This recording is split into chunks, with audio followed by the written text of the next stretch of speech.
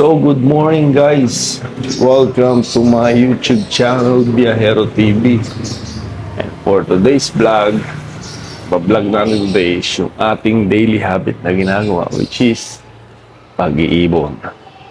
So, for today's vlog natin today is 5 reasons bakit napakasarap mag-alaga ng lovebirds. So, samahan niyo ako. Let's tackle this. Let's go. So, first thing na ginagawa natin is itimpla tayo ng kanilang food. So, shot kalahating scoop lang.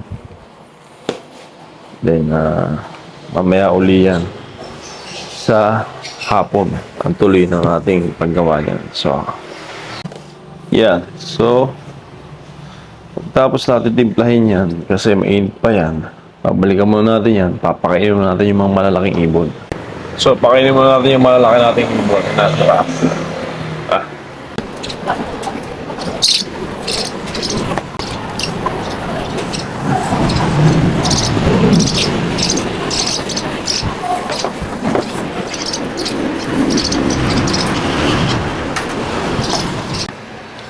Puho muna natin ng malunggay yung mag-asawa. Saka yung sila mare-mare, seryo. Tara. So, konting stem lang. Ay, konting leaves.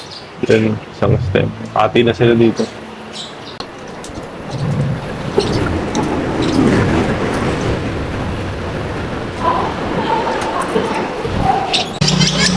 Lagay naman natin yung mga formula. Ito. So, unahin muna natin yung maliliit, guys.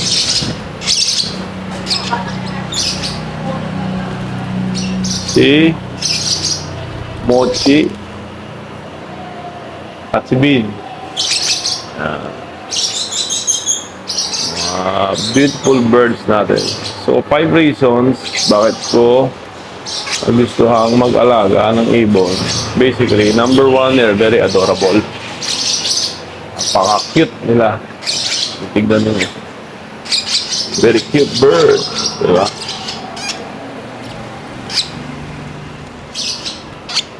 Then, pangalawa, hindi sila mahirap palagaan. Though sa hand feed, it's different story. Kasi sa hand feeding, kailangan mo ng formula. Not just basta-basta formula. Kailangan talaga maganda yung formula. Kasi kapag pangit yung formula, parang feeling ko hindi sila lalaki na maganda.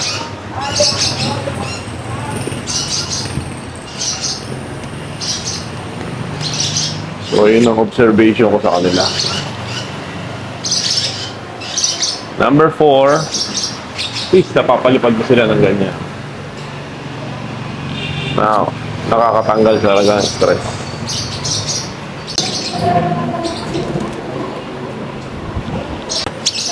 So, ito, araw-araw natin ginagawa ito. 3 times a day. Pagpapakain sa kanila. Yung isa't kalahating formula na ginagamit natin, isa't kalahating kutsara, is, ano yun, tawag dito. Tatagal na siya ng breakfast tsaka ng merienda. Then sa hapunan nila, mag-prepare lang ako ng isa pang scoop. Papakainin ko yun siguro mga 6 o'clock. Then uulit sila hanggang 12. Especially itong dalawa na to, sobrang ano sa akin to eh. Meron pa kaming bonding moment dito. Bonding moment na nilalabas ko pa sila, pinapasok ko sa loob ng bahay. Talaga magkasama kami.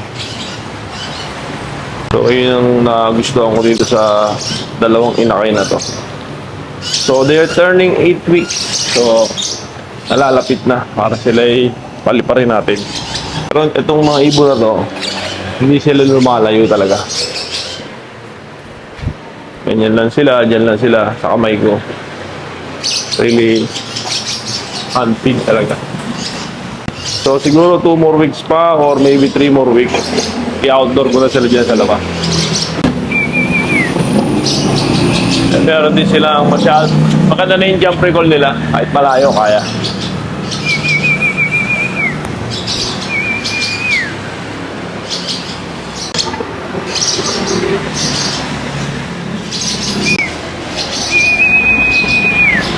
Bird. So now, si B1 naman mapakainin natin. Ating almost first hand-feed bird. Jump! Jump, B1. Good bird. So, medyo matalino ito. Though namatay yung first na kasama niya, which is si B2. Kaya napilitan akong halapan siya ng kasama, which is si Bruno na ngayon. Spin! Spin! Good bird. So, medyo matalino ito.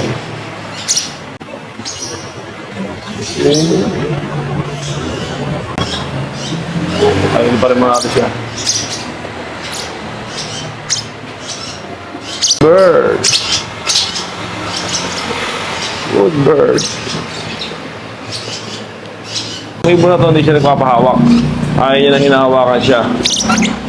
Kasi, ano siya eh, medyo ilang siya, pero hindi siya kagaya ni Bruno na nalipad. Pag ginagano ko siya, hindi siya tumatakbo. Pero ayaw niya yung hinahayan, ayaw niya yung sa palad. Siya sa daliri lang. Hindi siya makalipad ng malayo. So ginagawa ko sa kanya, kaya pag-exhibition ko na lang siya.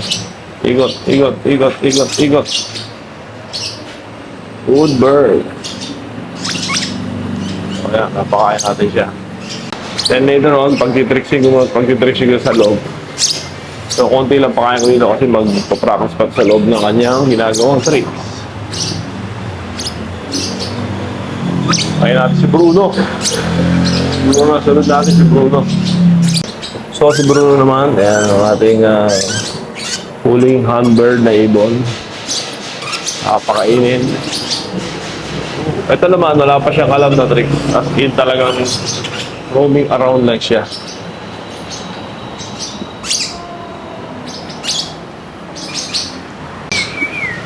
Ayan, ganyan-ganyan lang siya. Hindi ko pa siya alam kung pang pre-flight siya o ano eh. Kasi parang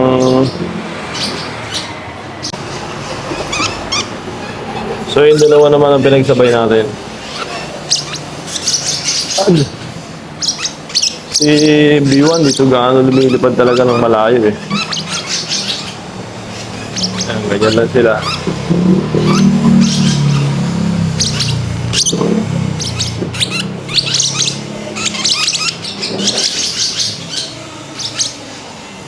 Ganyan. Pasukan na natin sila at sila ay hindi mo na yung mag-tricks pa yan eh.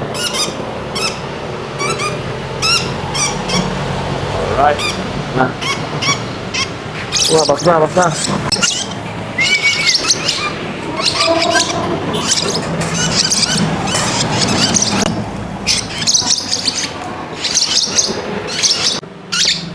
So, si B1, marunong na siya mag-tricks kahit pa paano.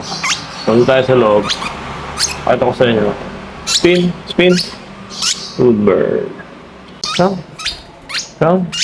Here. Up. Down. Mid.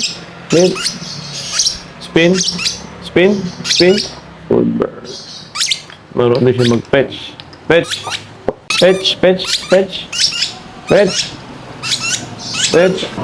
Good bird. Come. Isa fetch. Dito. Good bird. Come. Fetch. Good bird. Come. Good bird. So, kailangan pa niya ng practice. Kailangan niya pa ng maraming practice. Hanggat maaari, yun ang pinapractice sa kanya. Alright? So, continuous feeding lang tayo dito, guys. Time check is almost 10:30. And, papaubos ko na lang sa kanila yan. Then, okay na sila. Mamayang hapon na ulit sila kakain. So, ganyan lang ginagawa natin, guys. So, again, 5 things na gusto natin is reason kung ba't tayo nag-alaga ng ganito, lovebird. Supposedly, dapat ang alaga natin is parrot. Alang medyo pricey siya. And for a beginner na nag-alaga ng ibon, parang tingin ko baka hindi pa ako marunong. So, nag-stick muna ako sa mga small birds. And hindi ko akalain na ganito pala sila ka-adorable. Ganito sila katalino. Especially yung ito si Biwa na na-acquire ko. Na marunong siya mag-tricks. Marunong siyang kung ano mga dapat gawin sa ibon, which is very unusual sa akin kasi sa first time ko nag-iibon, yung ko lang ngayon ako nakakita ng ibon na nag-i-spin, na umiikot, yung gano'n. Though nakita ko naman siya sa mga ibang vlogger din na nag-vlog ng pag-iibon. Yung mga nag-tricks. Shoutout kay Kuya Honard yan. Sa kanya ako maraming natutunan. Then sa mga ibang vlogger na nag-tricks din. Hindi ko na alam yung mga pangalan kasi palagi si Kuya Honard lang nakikita ko eh. So ayan, continuous feeding lang, ubusin lang nila to, then done na. So guys, please subscribe to my channel, Biyahero TV, YouTube channel, Biyahero TV. So in the future, sana makakuha tayo ng high mute sa mga ibang breeder na nakakausap natin. So again guys, hanggang dito natin vlog. Thanks for watching guys. Please follow my YouTube channel, Biyahero TV. Subscribe. Hit nyo na yung notification bell nyo para pag may bago tayong video, makikita nyo ating mga kaibon. Abang-abang lang dahil malapit na silang i-outdoor talaga. So itong dalawa muna ang major project kong i-outdoor talaga kasi ito medyo hasana sa akin to eh. Kasi yung binakagaya ko, hindi ko pa rin na gama. Pero based on my observation, sa nakikita ko naman, okay naman na sila. Pwede na silang ilabas. Actually, pwede ko na nga silang ilabas.